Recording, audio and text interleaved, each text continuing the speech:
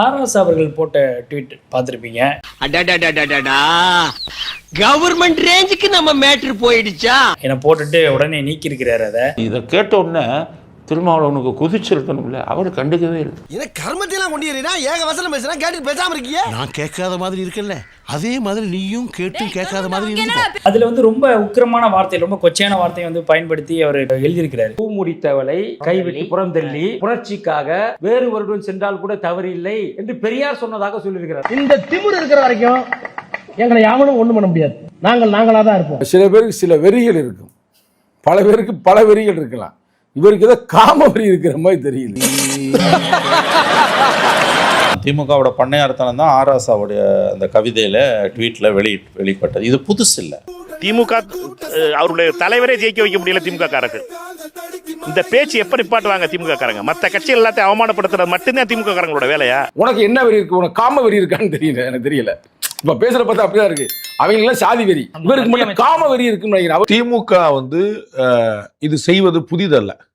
Especially திரு R ராசா செய்வதும் புதிதல்ல. இவர் வந்து நிறைய விமர்சனங்களை வந்து இது மாதிரி வச்சிருக்கிறாரு. இந்த ஈன பொழப்புக்கு பேசாம எங்கேயாவது போய் அவர் 21 தேர்தலில் எடப்பாடி பழனிசாமி அம்மாவை பத்தி இப்படிதான் பேசினார். அது ஒரு பெரிய சர்ச்சையாச்சு. ஆனா இங்க பெண்களை கொச்சைப்படுத்தி ரொம்ப தெளிவாக தினமாக இப்படி வந்து ஒரு வார்த்தை விடாது. பெண்களுக்கு எதிரான ட்வீட் அது. அவர் காட்டியிருக்கிற உதாரணங்கள்லாம் பெண்களை இழுத்து வச்சு பேசக்கூடாது. அது வக்ர இதுவும் இவங்களுக்கு புதுசு இல்ல. பெரியார் அவர்கள்ட்ட இருந்து வந்தவங்க பண்ணது. அவங்க பெரியார்ல இருந்து பல முறை இது மாதிரி சொல்லியிருக்காங்க. அந்த வக்ர புத்தி, ஆராசாவின் வக்ர புத்தி இம்மியளவும் மாறவில்லை என்பதற்கு இன்றைக்கு அவர் போட்டு எடுத்த ட்வீட் வந்து காரணம். இப்படிலாம் பேசிதான் வந்து நீங்க தோத்து போறீங்கன்ற புத்தியும் இல்லை அவங்களுக்கு. இதுதான் புரியாத புதுதா இருக்கு. ஐயா தளபதி ஸ்டாலின் அவர்களே உங்களை ஏமாத்துறாங்க. இரண்டாம் கட்ட தலைவர்கள்லாம் ரொம்ப எச்சரிக்கையா இருங்க. சில பேர் சாதி வெறியோட திடுறேன், சில பேர் காம வெறியோட திடுறேன். அவங்கெல்லாம் கூப்பிட்டு வந்து அவங்களை வந்து குடும்ப கட்டுப்பாடு பண்ணி கொடுங்க. ஆராசாவோட வக்ர புத்தி கொஞ்சம் கூட குறையில. திமுகவோட பண்ணையார்த்தமும் அதுல பட்டவர்த்தனமா தெரியுது. என்ன இது எப்ப போய் நிக்க போகுது? காங்கிரஸுடைய வாக்கு இல்லாமல் நீங்க எல்லாம் ஜெயிச்சிட்டீங்களா? விசிகேவுடைய வாக்கு இல்லாமல் நீங்க எல்லாம் ஜெயிச்சிட்டீங்களா? இல்ல கம்யூனிஸ்ட்காரர்களுடைய வாக்கு இல்லாமல் நீங்க எல்லாம் ஜெயிச்சிட்டீங்களா? பெண்களை இழிவுபடுத்துற வார்த்தையை கொண்டு வந்து எதுக்கு நீ சேர்க்கிற? அங்கதான் உங்க வக்ரம் கொஞ்சம் கூட குறையிலன்னு காட்டுது. பிளஸ் அடிஷ்னலி அவர்களுக்கே உரிய, திமுகவுக்கே உரிய பண்ணையார்த்தனம் நீங்கள் சொன்னது போல. அவங்க ஆபீஸ்ல ஒருத்தர் வந்து சாதி வெறியோட தெரியுமா தெரியாதா? யார் ஆபீஸ்ல? அவங்க ஆபீஸ்ல அண்ணா அறிவாலயத்துல ஆர்எஸ் பாரதி சொல்றீங்களா? அவருக்கு வந்து புல்ல சாதி வெறி, இவருக்கு புல்ல என்ன வெறி? காம வெறி. இந்த ரெண்டு வெறி இப்ப வந்து வெறி பிடிச்சி அலையுதுங்க. முன்னாள் முதல்வர் ஸ்டாலின் அவர்கள் கூட அதை கண்டிச்சிருக்காரு. ஏன்னா அது மாதிரி கடுஞ்சொற்களை பயன்படுத்தக்கூடாது. அவங்களுக்கு தெரியாம செஞ்சிருவாரா என்ன? தமிழக முதலமைச்சரா இருந்த திரு ஸ்டாலின் அவர்களுக்கு வந்து தெரியாம வந்து நான் செஞ்சுட்டேன் அப்படின்னு செஞ்சிருவாரா என்ன? இப்போ இந்த நெருக்கடியான சூழ்நிலையில உங்களுக்கு எல்லாருக்கும் தெரியும் திமுக தலைவர் வந்து எந்த அளவுக்கு மன வருத்தத்தில் இருக்கான்னு சொல்லிட்டு. அவர் எந்த அளவுக்கு உடஞ்சி போயிருப்பாருன்றது நான் சொல்ல வேண்டிய அவசியம் இல்லை, உங்களுக்கு புரிஞ்சிருக்கும்.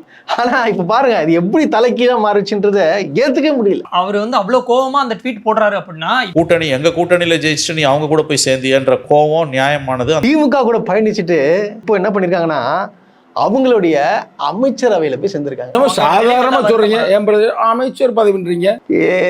எனக்கு சொல்ல வார்த்தைகள் வரலங்க, அவ்வளவுதான். ரொம்ப மனசு கஷ்டமா இருக்கு. இதை மயில கொடுக்க வேண்டியது நீங்க எங்களுக்கு ஆரம்பத்துல. ஆனா இவங்க இப்படி பண்ணுவாங்கன்னு சொல்லிட்டு நான் உண்மையாலுமே நான் நினைச்சு கூட நான் பார்க்கவே இல்லை. என்னால ஜீர்ணிக்கவே முடியல. கூட்டணி கட்சிகளை வந்து நின்றவங்களுக்கு இன்னைக்கு வந்திருக்கிறவங்களுக்கு அமைச்சரவையில கொடுக்குறாரு. இதே ஐயுஎம்எல் நீங்க 50 வருஷமா இருந்துச்சு டீம்கள் கொடுத்துருக்கீங்களா? நீங்க விடுதலை சிறுத்தைகள் உங்களுக்கு அவ்வளவு விசுவாசமான கொடுத்துருக்கீங்களா? தேர்தலுக்கு முன்னாடியே தலைவர்கிட்ட சொன்னேங்க. ஆரம்பத்துல இருந்தே எனக்கு தெரியும் இந்த திமுக கூட்டணி விளங்காது தலைவா, வாங்க போயிருவோம் அப்படின்னு ஆரம்பம் சொன்னேன். எங்க தலைவர் பொறுமையா இருப்பா, அவசரப்படாத, வாயை மூடி அமைதியா இருப்பாரு. எங்க கட்சியில இருக்க அவன் எப்படி சாதி வரி காம வரி மாதிரி இவங்க பண வரிகள் தெரிஞ்சாங்க. சில பேர் திருறாங்க. ஓப்பனா தானே பேசுறேன். இதெல்லாம் மறைச்சு இன்னையாவது திருந்து தொலைங்கடா, இன்னையாவது திருந்துங்க நான் சொல்றேன். எல்லாரையும் திருந்தி மக்களுக்கு பாடுபடுங்க. ஆனா அன்னைக்கே போயிருந்தோம்னா நேரங்க தலைவர் துணை முதல்வர் நான் ராஜாவை குண்டக்க மண்டக்க பேசி விட்டுறேன். அவனால அறிவு இருக்கு, அறிவு இல்லையா? வேங்கவேலுக்கு போயிருக்கிறியா? மேல்பாதிக்கு போயிருக்கிறியா? எந்த இளவுக்கும் போனதில்லை. ஆனா டயலாக் மட்டும் பெரிய லாடு லபக்தாசுமே பேசிட்டு கவிதை எனக்கு தான் எழுதி திரும்பி எழுதிட்டு காம வெறி பிடிச்சி தெரியுங்க. நீங்க தோக்கடிக்கப்பட்டீங்கன்னா அது ஃபேக் நரேட்டிவா? மக்களை இழிவுபடுத்துபவர்கள், ஜனநாயகத்தை பற்றிய புரிதல் இல்லாதவர்கள், மக்களை குறைத்து மதிப்பிடுவர்கள் தான் இப்படி பேசுவார்கள். தற்குறின்னு பேச ஆரம்பிச்சிங்கல்ல, அன்னைக்கு ஆரம்பிச்சது உங்களுடைய சரிவு, திமுகவின் சரிவு. உனக்கு ஓட்டு போடலன்னா அவன் தற்குறியா? 20 வயசு பையனை பார்த்து நீ தற்குறின்ற. அவன் தற்குறி ஆனதுக்கு இன்னும் சொல்ல போனா காரணம் நீங்க தான்.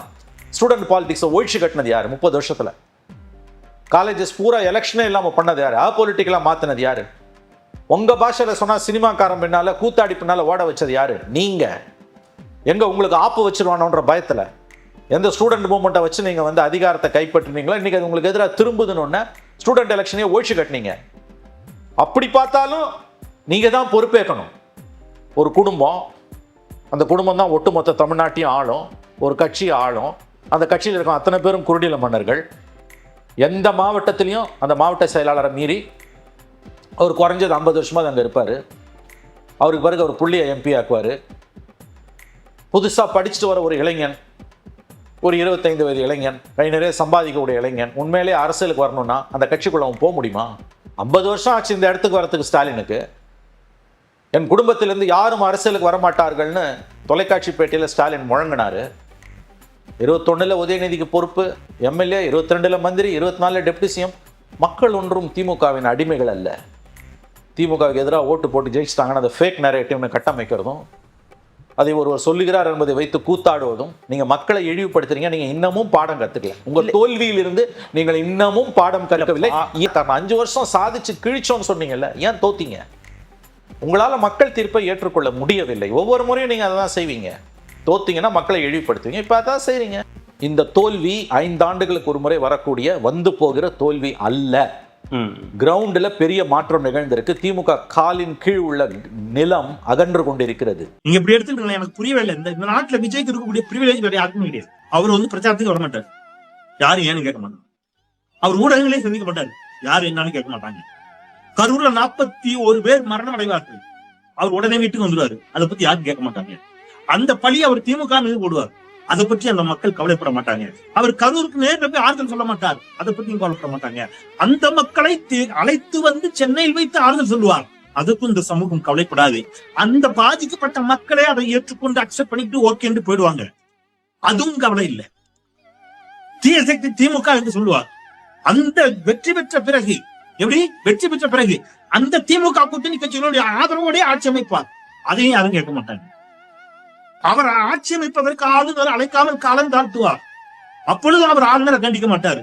அவரை தவிர மத்த எல்லாரும் தமிழ்நாட்டில் அவருக்காக கண்டிக்கணும்னு இந்த ஊடகங்கள் கேட்கும், பேசும், எல்லாரும் கண்டிப்போம். ஆனா அவர் பேச மாட்டார். நீங்க பாருங்களேன், அதிமுக 2ஆக உடையும், அதை பத்தி யாரும் பேச மாட்டாங்க. தாவேகாவிற்காக, விஜய்க்காக ஒரு இயக்கம் உடைபடுகிறதை அதை கண்டிக்கிறவங்க யாரும் கண்டிக்க மாட்டாங்க. தாவேகாவிற்காக முன்னாள் அமைச்சர்கள், ஊழல் குற்றச்சாட்டுகளுக்கு உள்ளான அமைச்சர்கள் தாவேகாவிற்கு ஆதரவளிப்பார்கள், அதையும் யாரும் கேள்வி கேட்க மாட்டாங்க. அவர் இதை பத்தி பேசவே மாட்டார். விஜய் வாயே திறக்க மாட்டார். ஏன் விஜய் பேசல கேட்க மாட்டாங்க. எவ்வளவு பிரிவிலேஜ் பாத்தீங்களா விஜய்க்கு?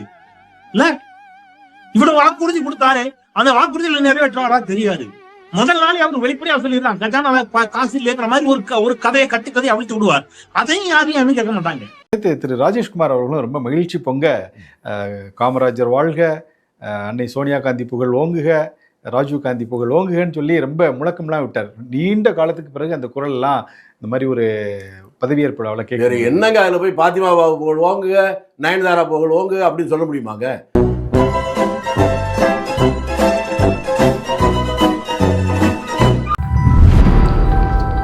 கெட்ட பையன் சார் இந்த பால்சாமி.